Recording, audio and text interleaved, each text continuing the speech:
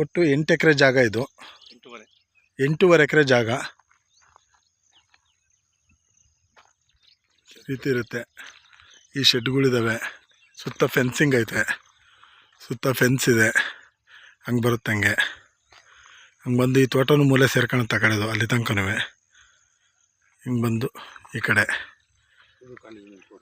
ಹಿಂಗೆ ಬಂದಿದ್ದು ಇದೆಲ್ಲ ಖಾಲಿ ಜಮೀನೇನೆ. ಈಗ ಪೂರ್ವ ಕಡೆಗೆ ತೋರಿಸ್ತಾ ಇದ್ದೀನಿ. ಈಗ ಜಮೀನಿನ ಪೂರ್ವ ಭಾಗ ಇದು. ಮೊದಲು ಇದು ಉತ್ತರ ಭಾಗ, ಇದು ಪೂರ್ವ ಭಾಗ. ಈ ಕಡೆ ಬಂದ್ಬಿಟ್ಟು ನೋಡಿ, ಇಲ್ಲಿ ಫೆನ್ಸಿಂಗ್ ಇದೆ. ದಕ್ಷಿಣಕ್ಕಿದು, ದಕ್ಷಿಣಕ್ಕೆ ಮತ್ತೆ ಹಿಂಗೆ ಆ ಕಡೆ ಕಂಟಿನ್ಯೂ ಆಗುತ್ತೆ.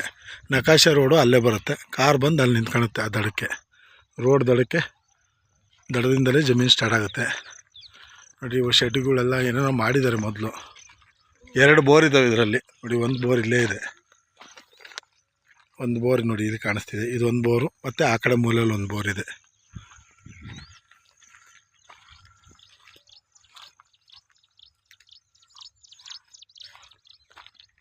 ಈ ಥರ ಶೆಡ್ಗಳನ್ನೆಲ್ಲ ಮಾಡಿದ್ದಾರೆ. ಮತ್ತು ಇಲ್ಲಿ ಬಂದು ಹಿಂಗೆ ಮತ್ತೆ ಮೇಲಕ್ಕೆ ಹೋಗುತ್ತೆ ಜಮೀನಿದು. ನೋಡಿ, ಇಲ್ಲಿ ಮನೆ ಕಟ್ಟೋಕ್ಕೆ ಏನೇನೋ ಮಾಡಿದ್ದಾರೆ. ಬಿಲ್ಡಿಂಗ್ ಕಟ್ಟೋಕ್ಕೆ ಬೇಸ್ಮೆಂಟ್ ಮಾಡಿ ಎಲ್ಲ ಮಾಡಿ ಇಷ್ಟಕ್ಕೆ ಬಿಟ್ಟವ್ರೆ. ನೋಡಿ, ಆ ಕಡೆ ಇವು ಶೆಡ್ಗಳೆಲ್ಲ ಇದ್ದಾವೆ. ದನ ಕಟ್ಟಕ್ಕೆ, ಹಸು ಕಟ್ಟಕ್ಕೆ ಮಾಡಿದ್ದಾರೆ. ನೀರಿಗೆ ತೊಟ್ಟಿ ಇದೆ, ನೀರು ಸ್ಟಾಕ್ ಮಾಡ್ಕೊಳ್ಳೋದಕ್ಕೆ. ಏನೇನೋ ಪ್ರಾಜೆಕ್ಟ್ ಮಾಡೋಕ್ಕೆ ಮಾಡಿದ್ದಾರೆ. ನೋಡಿ, ಇದೆ ಒಂದು ಬೌಂಡ್ರಿ ಪೂರ್ತಿ. ಒಟ್ಟು 8.5 ಎಕರೆ ಬೌಂಡ್ರಿ.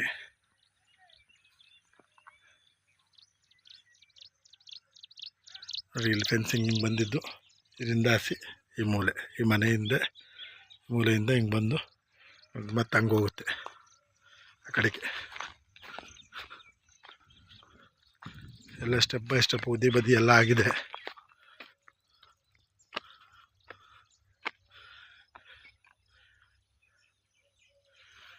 ನೋಡಿರಿ, ಅಲ್ಲಿ ರೋಡ್ ಬಂದು ಆ ಫೆನ್ಸಿಂಗ್ ದಡಕ್ಕೆ ಅಟ್ಯಾಚ್ ಆಗುತ್ತೆ. ಹಿಂಗೆ ಹೋಗಿ ಹಿಂಗೆ ಬರುತ್ತೆ, ಹಿಂಗೆ ಬಂದು ಹಿಂಗೆ ಡೌನಿಗೆ ಹೋಗುತ್ತೆ. ಇದನ್ನು ಈ ರೀತಿ ನಿರ್ಮಾಣ ಮಾಡಿದ್ದಾರೆ ಒಂದು ಹಂತಕ್ಕೆ. ಒಟ್ಟು 8.5 ಎಕರೆ ಜಾಗ. ಚಿಕ್ಕನಹಳ್ಳಿ ಟೌನಿಂದ 10 ಕಿಲೋಮೀಟ್ರ್ ಆಗ್ಬೋದು ಇಲ್ಲಿಗೆ, ಮ್ಯಾಕ್ಸಿಮಮ್ ಅಂದರೆ 10 ಕಿಲೋಮೀಟ್ರು. ಮತ್ತು ಇಲ್ಲಿ ಜಮೀನು ಪಕ್ಕದಲ್ಲಿ ವಾಸದ ಮನೆಗಳೆಲ್ಲ ಇದ್ದಾವೆ. ನೋಡಿ, ಅದೇ ಊರು. ಅಲ್ಲಿ ಕಾಣಿಸ್ತಿದೆ ಒಂದು ಮನೆ, ನೋಡಿರಿ ಇಲ್ಲಿ ಕಾಣಿಸ್ತಿದೆ. ಅದು ಅಲ್ಲಿಂದ ಒಂದು ಮುಂದಕ್ಕೆ ಊರು ಕಂಟಿನ್ಯೂ ಆಗುತ್ತೆ. ಇಲ್ಲೆಲ್ಲ ವಾಸ ಇದ್ದಾರೆ ನೋಡಿ, ಇಲ್ಲೂ ಕೂಡ ವಾಸ ಇದ್ದಾರೆ. ಈ ಕಡೆ ಕಟ್ಟೆ ಇದೆ ನೀರಿಗೆ.